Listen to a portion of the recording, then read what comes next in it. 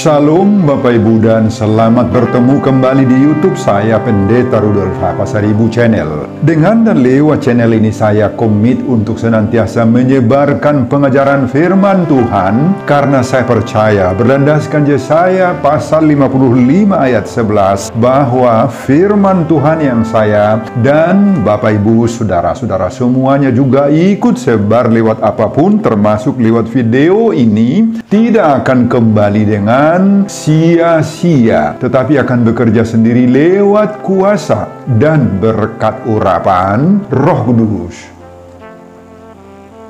Mari Bapak Ibu saudara-saudara semuanya, saya ajak membantu saya menyebarkan pengajaran firman Tuhan khotbah di ibadah minggu ke-8 sesudah Trinitatis 21 Juli 2024. Terambil dari kitab Yeremia pasal 23 ayat 1-6 dan epistel dari Injil Markus pasal 6 ayat 30-34. Diikat oleh topik atau tema Tuhan menggembalakan umatnya. Dalam bahasa Batak Toba dituliskan Jehovah marmahani bangsona. Saya baca untuk kita, simaklah pembacaan firman Tuhan berikut ini. Judul perikop Yeremia pasal 23 ayat 1-8 adalah janji tentang tunas Daud yang adil. Khotbah kita dari ayat 1-6.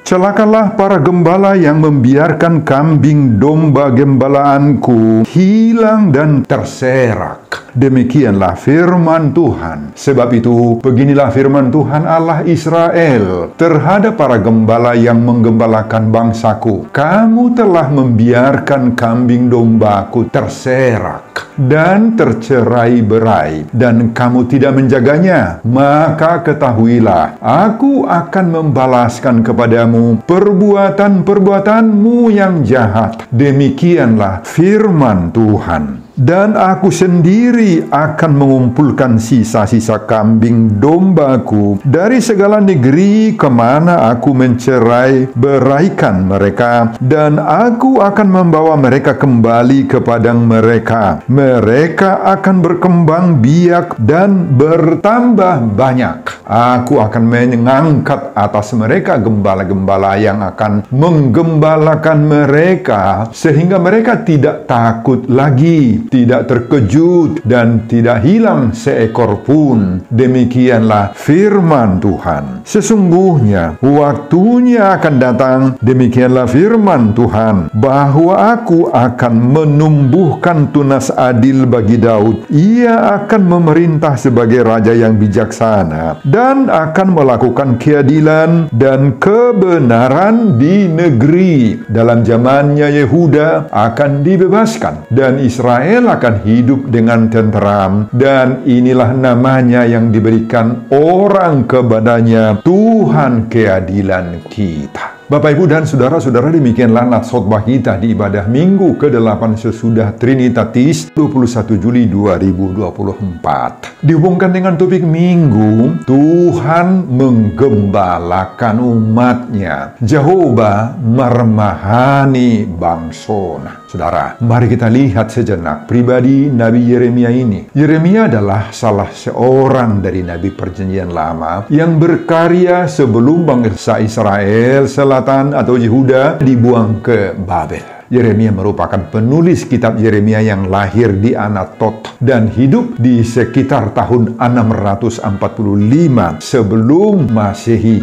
Ia adalah anak Imam Hilkia dari Anatot, keturunan Abiatar, Imam Raja Daud. Menurut Yeremia pasal 1 ayat 6, Yeremia dipanggil sebagai nabi ketika ia masih muda dan belum pandai berbicara, yaitu pada masa pemerintahan Raja Yosia tahun 627 sebelum Masehi. Yeremia adalah salah seorang nabi yang masa pelayanannya cukup panjang dan melakukan tugasnya sebagai nabi selama pemerintahan 5 raja Yehuda, yaitu pada masa Raja Yosia, Yoahas, Yoyakim, Yoyakin, dan Sedekia. Yeremia menyaksikan sendiri 3 kali penyerbuan Babel ke Yerusalem. Di tahun tahun 605, di tahun 597, hingga kejatuhan kota Yerusalem itu tahun 589 sebelum Masehi. Dan setelah itu, walaupun tidak dibawa ke pembuangan Babel, dia dipaksa oleh orang-orang sebangsanya mengungsi ke Mesir, meskipun ia menolaknya, karena itu melawan kehendak Allah. Dan diperkirakan Yeremia itu meninggal di Mesir sekitar tahun 580 sebelum Masehi. Bapak, Ibu, dan saudara-saudara, pada nats khotbah kita, Yeremia pasal 23 ayat 1 sampai dengan 6. Pada ayat 1 sampai 4, Yeremia menubuatkan hukuman Allah kepada para gembala atau pemimpin Israel yang dianggap sebagai para penjahat. Para gembala atau pemimpin yang dimaksudkan di sini adalah para pemimpin dalam pemerintahan, seperti raja-raja yang berkuasa saat itu. Juga para pemimpin dalam agama, seperti para imam, kaum Lewi yang bekerja dalam bait Allah, dan juga para ahli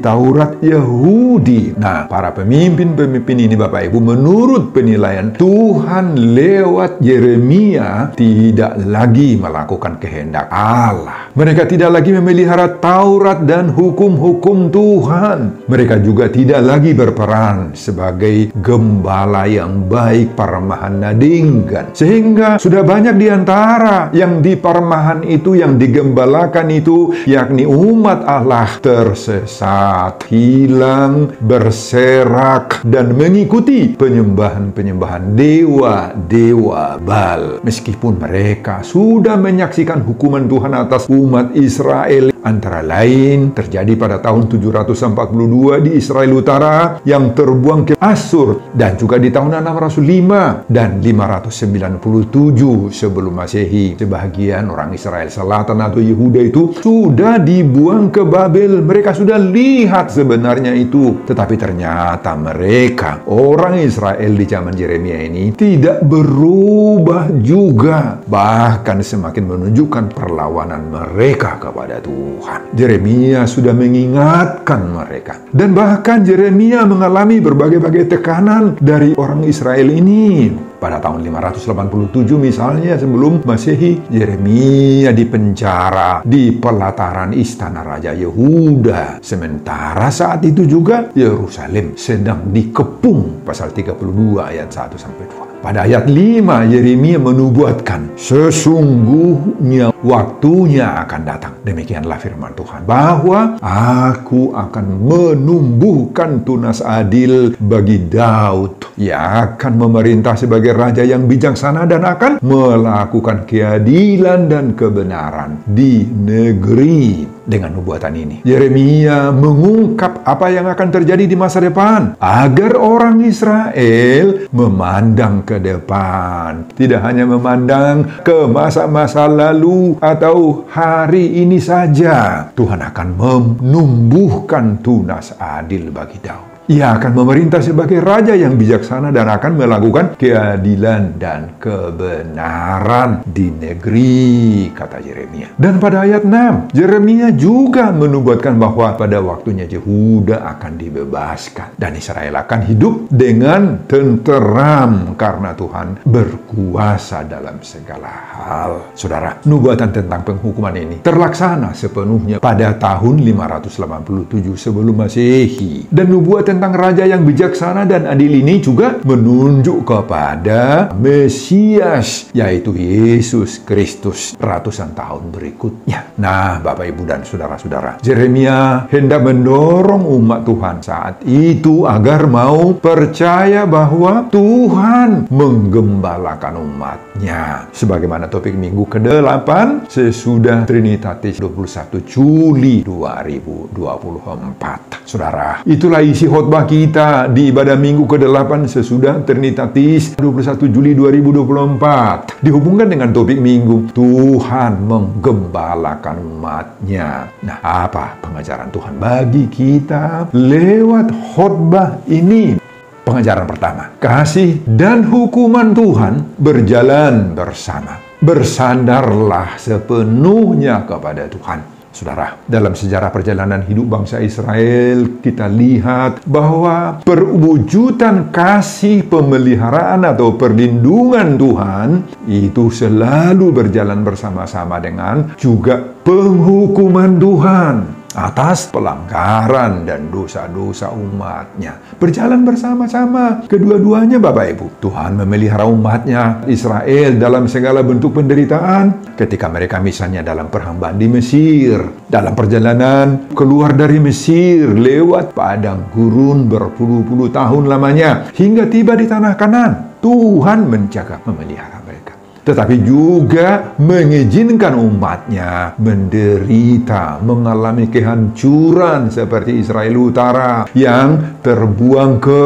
Asyur tahun 742. Demikian juga Yehuda yang mengalami pembuangan di Babel. 3 tahap, mulai dari tahun 605, ada di tahun 597, ada di tahun 586 sebelum Kristus. Nah, selain itu, Yerusalem bersama Bait Allah juga hancur. Orang Israel menderita saat itu. Nah, di situ kita lihat kedua-duanya berjalan bersama-sama. Saudara, ini mengajarkan kesadaran bagi kita. Meski Tuhan itu adalah Tuhan yang tetap mengasihi orang percaya, tetapi ingat, kasih Allah itu tidak meniadakan hukumannya akibat dosa-dosa manusia atau dosa-dosa kita, orang-orang yang dikasihi oleh Tuhan itu.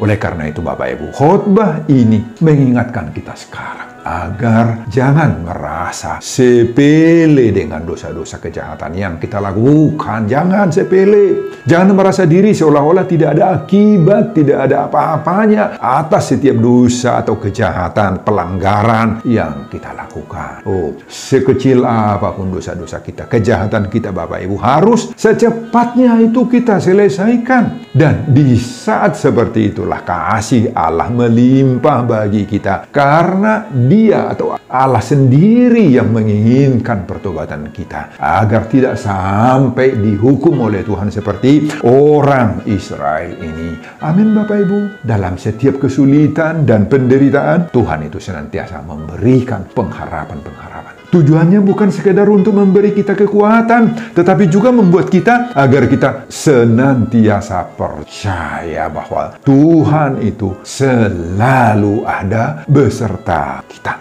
Tuhan itu tidak pernah meninggalkan kita. Sekalipun mungkin kita memang mengalami penderitaan, maka dari itu hiduplah selalu dalam pengharapan kepada Tuhan. Dan tetaplah bersandar sepenuhnya kepada Tuhan. Tetaplah kita menjaga diri kita, menjauhkan diri dari dosa-dosa kita. Nah, semoga kita dimampukan oleh Tuhan mengatur hidup kita ini. Dan untuk itulah kita yakin bahwa Tuhan menggembalakan umatnya, menggembalakan kita masing-masing pribadi. Sebagaimana topik minggu ke-8 sesudah Trinitatis. Amin, Bapak Ibu. Pengajaran kedua, kejahatan para pemimpin atau gembala umat mendatangkan hukuman Tuhan. Maka bertobatlah. Saudara, dalam masyarakat atau umat Tuhan ada sebutan yang mengatakan bahwa para pemimpin itu adalah corporate personality. Artinya apa? Adanya hubungan dan pengaruh kuat antara seorang tokoh individual, pemimpin, kepada grup atau komunitas yang dipimpinnya. Kalau para pemimpin itu melakukan hal-hal yang benar di mata atau di hadapan Tuhan, maka Tuhan akan memberkati pemimpin dan bahkan juga umat yang dipimpinnya itu. Tetapi kalau para pemimpin itu melakukan hal-hal yang tidak benar, yang jahat di hadapan Tuhan, maka berbagai-bagai akibat-akibat buruk juga akan terjadi. Bukan saja hanya kepada para pemimpin itu sendiri, tetapi kepada semua umat yang dipimpinnya sebagai akibat ganjaran dan hukuman Tuhan bagi si pemimpin itu.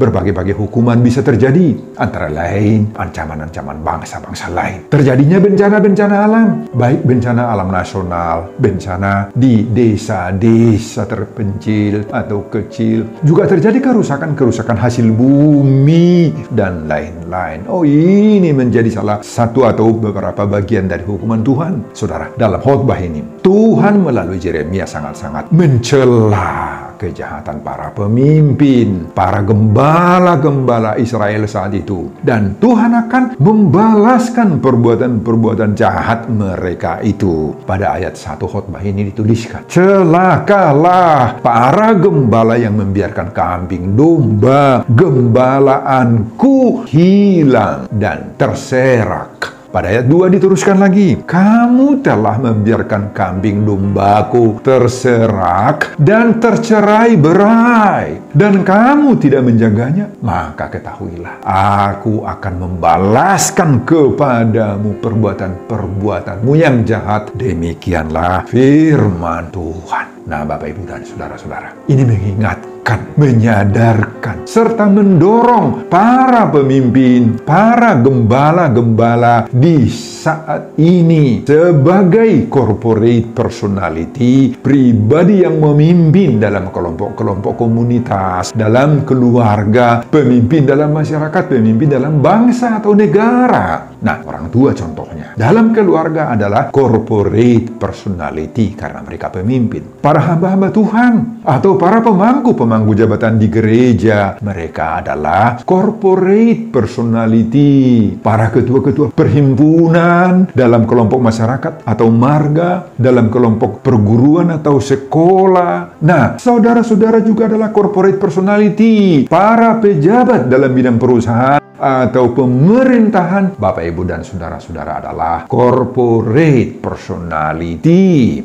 Nah, saudara semuanya diingatkan sekarang oleh khotbah ini. Jaga, pelihara, rawat, dan laksanakan tugas tanggung jawab yang dibebankan, yang diberikan kepadamu untuk Anda emban dengan baik. Anda adalah sebagai corporate personality. Hargailah mandat, kuasa, otoritas yang dipercayakan kepadamu itu. Sebagai corporate personality dari Tuhan, jangan sia-siakan itu, Bapak, Ibu. Jika kamu diberkati oleh Tuhan, maka Tuhan juga akan memberkati pekerjaanmu, usahamu, bahkan orang-orang yang hidup bersamamu, karena kamu di sana sebagai gembala yang ditempatkan oleh Tuhan. Bapak, Ibu, dan saudara-saudara. Tetapi sebaliknya, jika kamu meniru gembala-gembala Israel yang dicela oleh Tuhan dalam khotbah ini karena tidak memelihara tanggung jawabmu, karena kamu mengabaikan tugas yang diamanahkan kepadamu, maka semua usaha apapun yang Anda kelola tidak akan diberkati oleh Tuhan, tidak akan maju-maju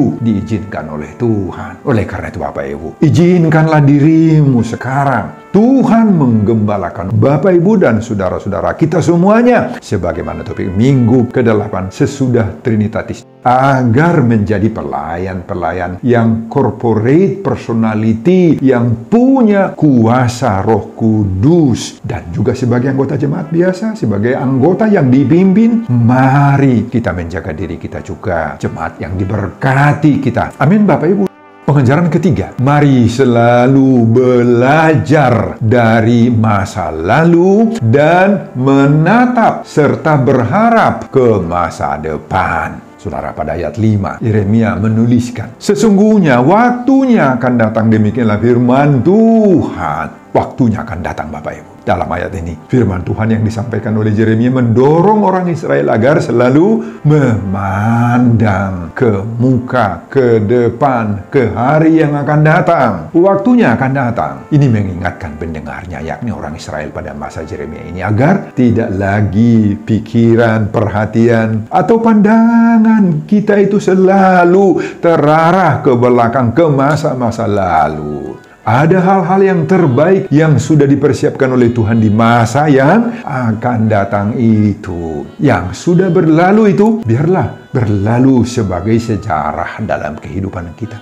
Saudara, apa maksud dari ucapan Yeremia ini? Apakah masa lalu tidak boleh lagi diingat-ingat? Apakah pikiran kita hanya semata-mata tertuju ke masa depan saja? Tidak berarti Bapak Ibu bahwa masa lalu tidak boleh diingat atau tidak boleh dipikirkan lagi. Oh, bukan seperti itu. Tetapi Yeremia mengingatkan bangsanya bahwa dari hidup kita di masa lalu itu, kita bisa belajar dua sisi kehidupan yang bisa kita pelajari dari masa lalu, yaitu kalau ada keberhasilan dan kalau ada kegagalan hidup yang pernah kita alami. Dari keberhasilan kita diingatkan bahwa itu semua karena keizinan, karena kuasa dan berkat-berkat daripada Tuhan semata-mata, Bapak Ibu. Keberhasilan di masa lalu harus diteruskan juga di masa yang akan datang dan tetap mengandalkan Tuhan. Tetapi dari sisi kedua, kalau ada kegagalan hidup di masa lalu, maka Yeremia menyadarkan bangsa Israel bahwa mereka sudah tidak mengandalkan kuasa Tuhan lagi, sudah lari daripada kehendak Tuhan. Makanya banyak kegagalan-kegagalan yang dihadapi. Nah, Bapak Ibu dan saudara-saudara, kita juga di zaman sekarang diingatkan oleh Tuhan lewat khotbah ini agar senantiasalah memandang ke depan. Ada banyak dan ada beragam-ragam berkat, anugerah, ada kesempatan yang masih Tuhan sediakan di masa yang akan datang, di masa depan itu. Meski ada banyak gunanya mengingat-ingat masa lalu, terutama pengalaman-pengalaman pahit dan penderitaan, karena masa lalu bisa menjadi bahan pengajaran bagi kita agar tidak lagi mengulang-ulangi hal-hal yang membuat kita jatuh di masa lalu. Sejarah perjalanan hidup di masa lalu itu, Bapak Ibu, bisa mendorong kita mengubah diri kita, mengubah citra, mengubah cara dan metode hidup yang lebih baik di masa depan. Ketika kita mengingat kembali berbagai-bagai pengalaman di masa lalu yang membuat kita kecewa dulu, menderita atau gagal dahulu